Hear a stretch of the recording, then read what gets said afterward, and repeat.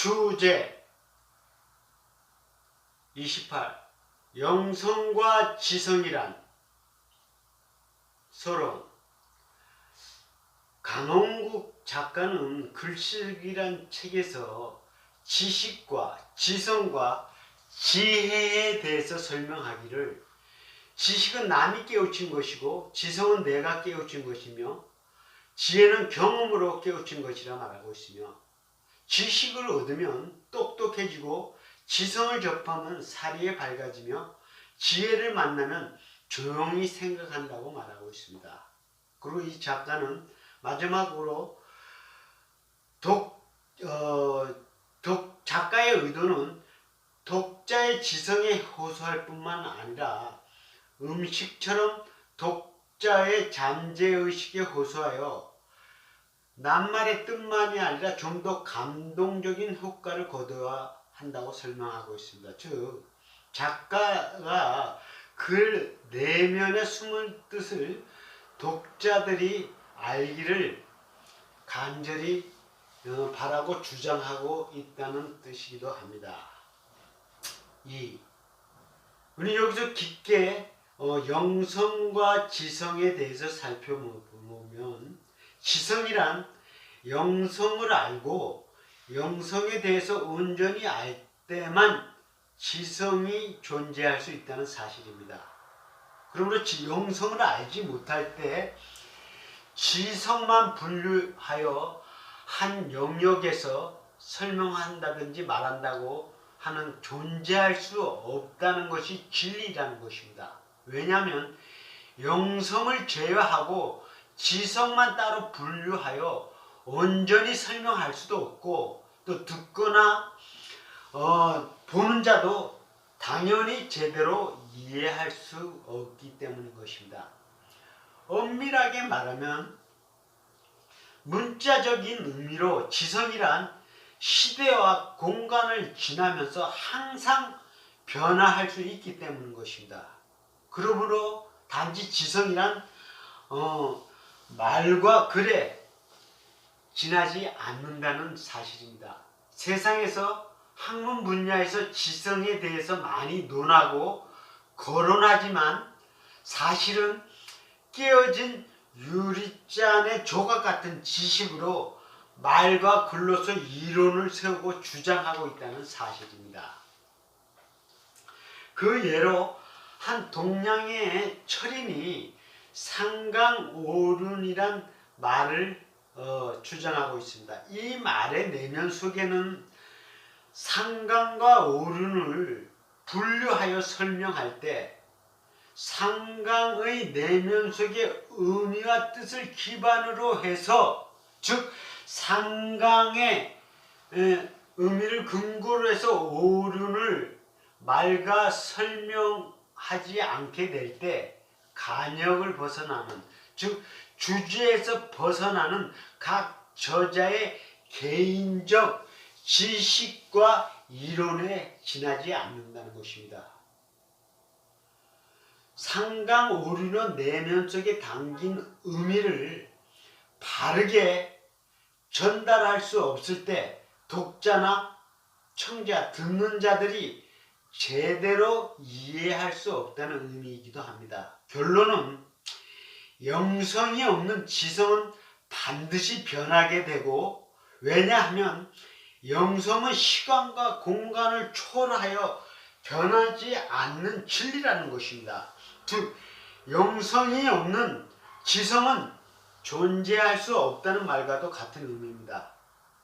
영성을 바르게 알지 못하고 지성을 논하게 될 때 그것은 다시 말하지만 깨어진 유리잔의 조각 같은 한 지식의 일부라는 것입니다. 그래서 허구요 말잔치요. 왜?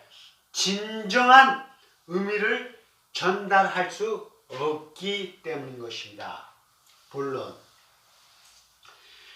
그리스도인의 입장에서 요한계시록을 접하게 될 때 요한계시록의 기자는 작가적 상상력이 아주 풍성하고 놀라울 정도라고 말하고 싶습니다. 성경이란 하나님과 예수 그리스도 그리고 성경 말씀을 믿으며 신앙생활을 시작하여 하나님 아버지를 만날 때까지의 사건과 이야기와 역사와 문학이라 말할 수 있습니다. 그리고 하나님 아버지를 만난 후 신앙 체험을 신적 세계에서 영적 세계에서 발생한 사건과 이야기를 세상적이고 인간적인 생각과 언어를 비유로 들어 설명한 것이 성경이라는 것입니다. 그래서 이 성경 기자들이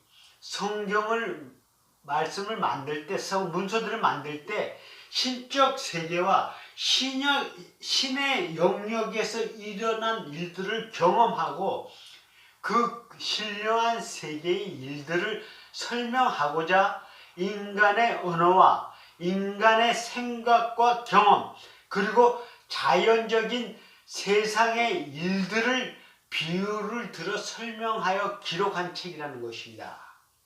그래서 여기 요한계시록 책 가운데 먼저 아마겟돈이라는 생소한 말과 또 14만 4천이라는 숫자가 등장하게 되고 그리고 알파요 오메가요 시작과 끝이라는 말과 마지막으로 마라나타라는 주 예수여 오시옵소서라는 이런 생소하고 어렵고 힘든 이해하기 어려운 단어들이 많이 등장한다는 것입니다. 다시 한번 말하지만 요한계시록 기자는 작가적 재능과 상상력이 풍부하여서 신적 세계에서 일어났던 사건들과 신적 영역에서 경험한 체험한 일들을 신비한 용어로 즉 영적 의미가 담긴 그 단어들로 14만 4천이라는 숫자와 아마겟돈이라는 단어 그리고 생명수 강이라는 단어 마라라타라는 등 많은 신비하고 놀라운 언어와 단어들을 사용함으로써 신자들이 처음 접하게 될 때 혼란스럽게 되고 신비스럽게 만들게 되고 또 경외하게 만들고 있다는 사실입니다. 이것을 바울 사도의 말씀으로 한마디로 설명하자면 디모데전서 6장 12절에 보면은 믿음의 선한 싸움을 싸우라 영생을 취하라 이를 위하여 내가 부르심을 입었고 많은 증인 앞에서 선한 증거를 하였도다. 이렇게 영적 세계에 일어난 일들과 또 영적 혼란스럽고 어려운 세상 신을 만나게 될 때 어떻게 우리가 하나님의 자녀요 백성으로서 대하게 됨을 이렇게 설명하였던 것입니다.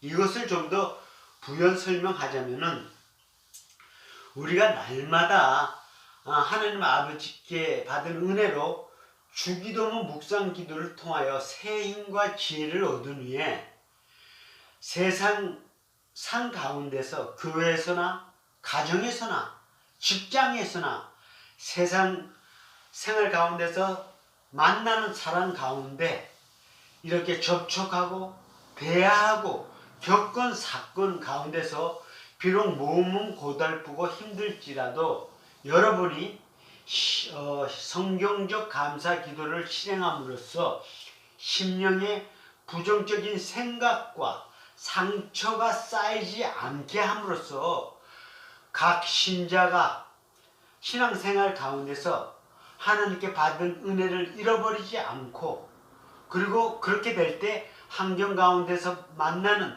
문제와 사건들이 여러분의 심령 속에 상처와 스트레스로 쌓이지 않게 될 때 여러분이 과거의 실수와 허물로 만들어진 자아속 동굴에 존재하고 거처하고 있는 쓴뿌리가 활동하지 않게 해야만 여러분 생각 속에 심령 속에 쌓이지 않게 되고 심지어는 여러분이 만약에 패배하게 될 때 세상 신이 찾아와서 여러 방법으로 여러분을 생각의 늪으로 끌고 가게 되게 될 때, 이때부터 고성의 문, 한란의 문이 열리게 된다는 것입니다.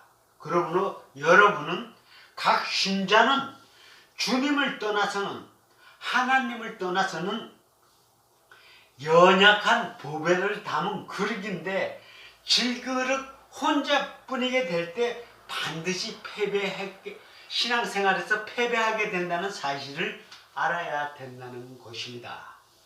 그리고 여기에서 14만 4천이라는 숫자는 영적 의미로 볼 때 영혼, 몸, 전인구원을 뜻한다는 것입니다.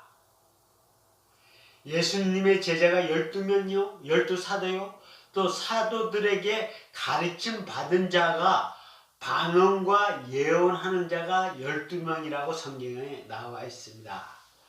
그리고 성경에 죽게는 하루가 1000년 같고 1000년이 하루 같은 의미는 부활하신 주님께서 여러분 심령의 땅에 나타날 때 바로 마라나타라는 의미인 것입니다.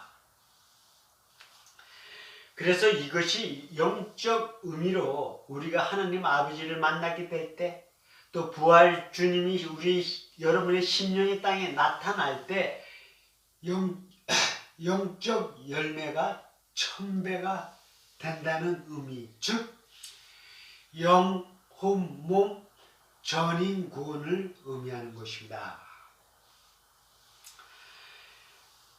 부활의 주님이 여러분의 심령의 땅에 나타날 때 다시 한번 강조하자면 영혼, 몸, 전인, 구원을 받음을 의미하고, 여러분의 심령의 땅이 과거에는 척박한 땅이 30배, 60배, 100배 또 옥토가 되고, 심지어는 부활의 주님이 여러분의 심령의 땅에 임재하실 때 옥토가 되고 가나안 복지로 심령의 땅을 받게 될 때 하루가 1000년 같고 1000년이 하루 같은 이 성경의 말씀이 성취됨을, 응답받는 축복이 임하였다는 의미인 것입니다. 이것은 즉 과거에 여러분이 하나님의 아버지를 만나기 전에, 또는 부활주님이 여러분의 심령의 땅에 나타나기 전에 여러분의 심령은 가시와 엉겅퀴가 자라서 고통과 눈물 속에 살았지만은, 하나님 아버지를 만나고 심령의 땅이 옥토로 변하는 가나안 복지가 될 때 영적의 열매를, 1000배의 영적의 열매를 맺게 되는, 즉 과거의 가시나무와 엉겅퀴가 나는 이 척박한 땅이 가나안 복지로가 되고 옥토가 되는, 하나님이 거하시는 심령의 제단이 세워지는, 그리하여 온전한 영혼, 몸, 전인구원 받음을 의미한다는 것입니다.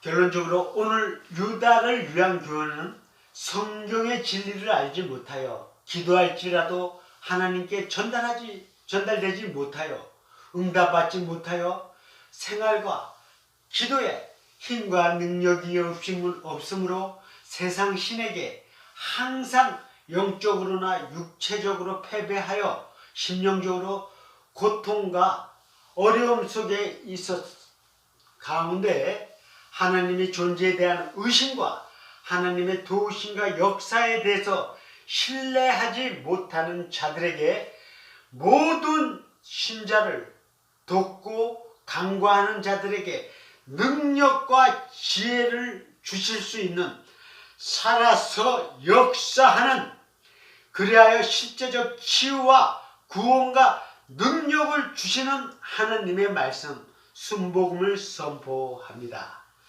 날마다 아침에 눈을 뜰 때마다 주기도문 묵상 기도를 통하여 하나님 아버지를 만나서 그분으로부터 세임과 지혜를 풍성하게 받은 후에 생활 가운데서 어떠한 환경과 장소든지 다양한 환경에서 만나는 사건과 문제들이 있을 때마다 도움을 주실 수 있는 성경적 감사 기도를 실행함으로써 그것을 응답받아서 제대로 여러분이 체득하고 체질화될 때 영의 하나님의 말씀이 여러분의 영에 기록될 뿐만 아니라 혼 생각에도 반드시 기억되어 살아서 역사할 수 있는 몸의 체질화 습관화되어서 늘 즐겁게 성경적 감사 기도를 실천하고 행동하는